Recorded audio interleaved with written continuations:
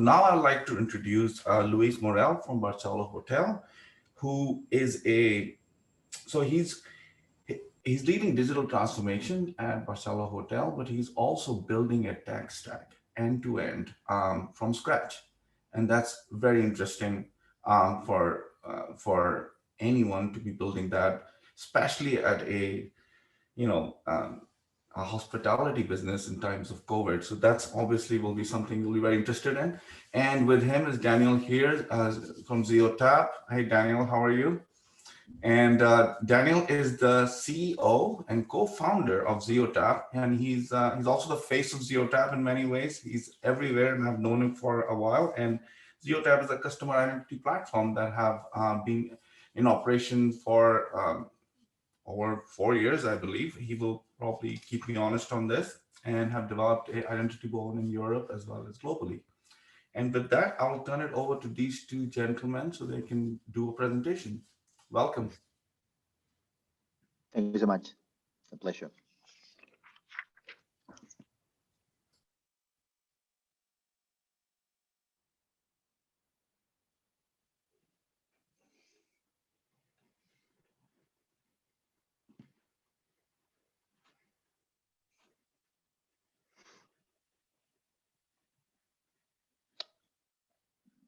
Okay, Daniel, are you going to introduce?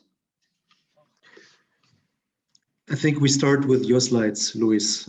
Okay, great, not a problem.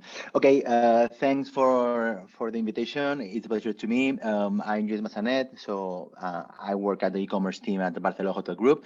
Just a few words about the Barceló. We are a hotel group founded 90 years ago with more than 250 hotels in the world. We have a very different portfolio, so we have kind of different hotels, saying that we have urban, wild hotels for scuba diving, for families and for the couples, and we have presence in more than 22 countries. Okay. Just a few key points of our company is that we are shifting to a management company, and also since 10 years ago we are empowering the direct sales. So for us the direct channel is key, and as you may know, we have a huge battle with the OTAs, with Booking.com and Expedia, because they are so powerful and they have a very powerful stacks. Okay. So getting deep in the use case that we are presenting here with Daniel and with Zeotap, what we were doing till now is working with the first-party data in our website. So we were offering a common experience to all the users based on the market, but not based on the behavior. So we have a few sites depending on your country, but we offer the same product to every user. It's true that with the navigation and the behavior in our website, we can personalize and offer other products to each user, but not before you land in our website. Okay, so Daniel, the next please. So what we did with Zeotap is the ID resolution. That means that if we don't have first-party data about you, because, and in this case, we work with the email onboarding, is that if you've been in our hotels 2 or 3 years ago, but you never been in Barceló.com in our website, we can know that you are Daniel or that you are Luis. So we can offer a better customer customized experience for your browsing. Okay, so we can activate journeys in marketing automation, and we can even link with the ID graph, so our cookies with the third-party data from Zeotap. On the next step is where the magic appears, because is what we are doing now is the data enrichment, which means that, as I told you before, we have hotels for families and for couples, thematic for scuba diving and for golf, but we just have one bullet maybe for your holidays. So we need to show you the best product that we have for your holidays. So if we can enrich our data with your behavior in other apps or in other sites, for example, in this slide, you can see that Zeotap gives us data about golf lovers, scuba diving lovers, or excursion lover. Okay, so we can personalize in the first time you visit us, our site, with golf offers, scuba diving offers, and with the best product that fits what are you looking for your holidays. So with this, we can merge offline and online data in order to optimize our marketing spending, and I think it's even important to customize and to personalize the navigation and the browsing in our website in order, of course, to increase the conversion rate. Okay. So in the next slide, I can show you part of our digital stack and how Zeotap plays a key role in this stack, because on the bottom of the slide, you can see our CDP and our DMP, where Zeotap identifies and enrich our data. And above that, we have the data enrichment regarding the DV360, which is our one of our main DSPs.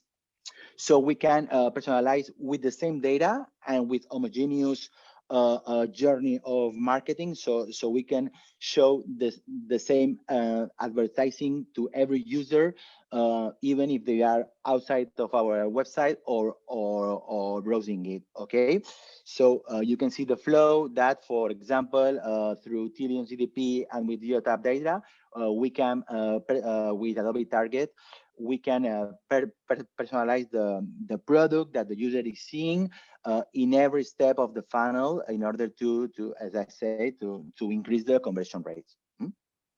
So Daniel, if you can show the results of our project. Absolutely. Thank you, Lluís.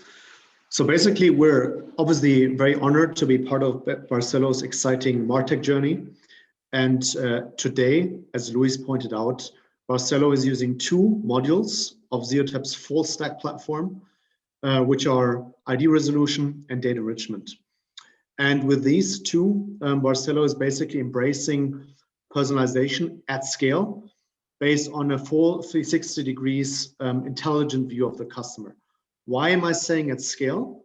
Because we're basically in European markets together with Barceló achieving up to 70% match rates to first-party data, so to Barceló's first-party data, which are rates usually not seen in Europe, but only in the US, where, let's say, the market is a bit more advanced. Which basically means, in easy words, that the vast majority of Barceló's first-party data is matched, and that means that the web-based personalization that Lluís has described is done at scale, so includes the majority of even the unknown website visitors that don't log in or don't authenticate. So it's basically, in easy words, mass customization within MarTech. Why are we calling it intelligence and not just customer data? Because we're combining basically the worlds of first-party data with the world of external third-party ID resolution and external sort of third-party unified, and not based on a marketplace, but unified data enrichment to close the gaps in Barceló's first-party data.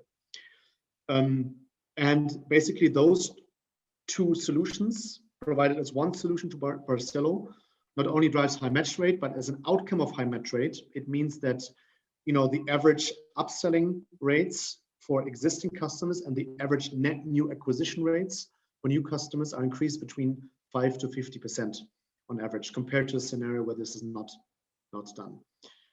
Looking at those effects, while all of that sounds fancy, right, to maintain one-on-one addressability in targeting, measurement, and attribution going forward, and to prove the value of marketing stack investments by any brand, we need to speak about how universal IDs solve the problem of the cookieless and the IDFA-less future. And more brands, publishers, and platforms are approached by universal ID vendors such as Liveframe, such as Zeotap, and others, and they all have the same questions, right? We're asked all the time, like, what vendor will make it, what vendor is important, and why would they invest in Zeotap specifically or any other vendor?